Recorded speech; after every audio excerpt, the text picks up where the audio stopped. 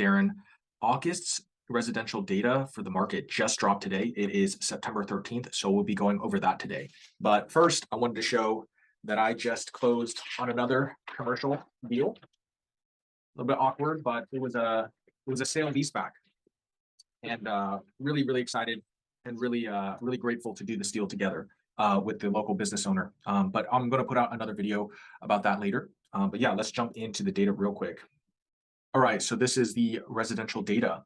So once again, it got reported on the 12th. I quickly took a look at it, and now I'm trying to get it to you on the 13th. I'm trying to do this a little bit quicker so that you guys know the heartbeat of what's going on with the residential data. So let's just look at it year on year, and then what I'll do is I'll look at it for the past 3 months. So in 2021, the closed listings, almost 1,700 homes. That's down 12% to 1,481. Same thing with the pending listings, almost down 18%. So last year we had 1,700, almost 1,800 homes under contract. That dropped down to 1,443. New listings were at over 2,000, and now we dropped down to 1,761. So that's down by 12%. Now here's the interesting part. The average list price jumped back up from 262 to 300,000. That was the average list price. And the average sale price was 262. That's up again, almost 13% to 96.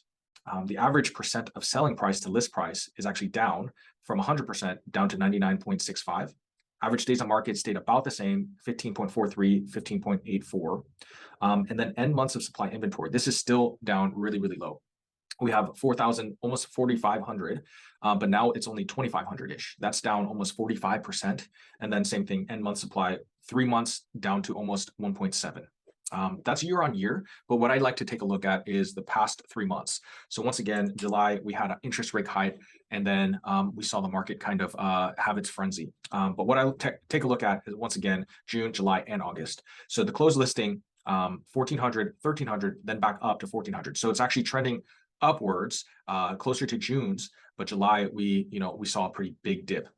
Same thing for the pending. These are kind of closer across the board, almost 1,500, and then now less than about 1,443. So that did dip down a little bit.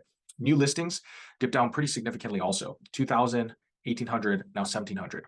Now here's the very interesting part. This is what kind of shocked me. I thought that we are going to see a trajectory downwards, but we saw one actually go up. The average list price and the average sale price, 305 and 307 in June. That was actually the highest it's ever been. July, last month, I took a look, and it dipped down almost $20,000-ish, $25,000. So 284 and 285 respectively. Now we saw it dip back up to 300,000 and then 296. So still below the highest it's ever been, which was 305 and 307, but dipped back up, or it trended back upwards from July. But this is interesting. The average percent of sale price was 101.4, 100.4, and then 99.65.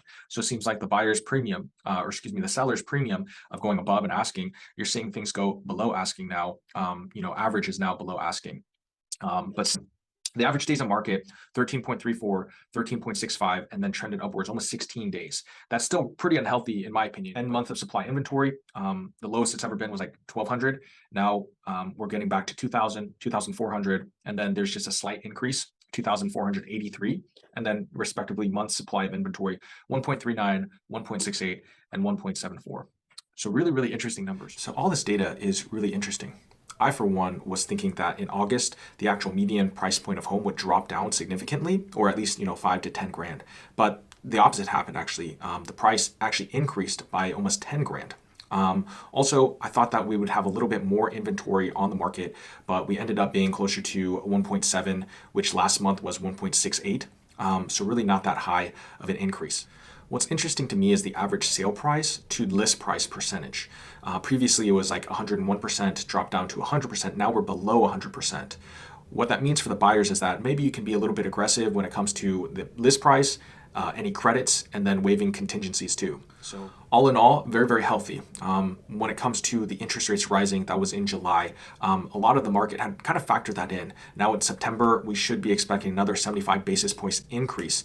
And I thank you so much for tuning into this market report. If you have any questions, feel free to reach out to me or comment down below. Also, if you would like access to exclusive deals in the Tulsa metro market, feel free to sign up for my newsletter, which will also be linked down below.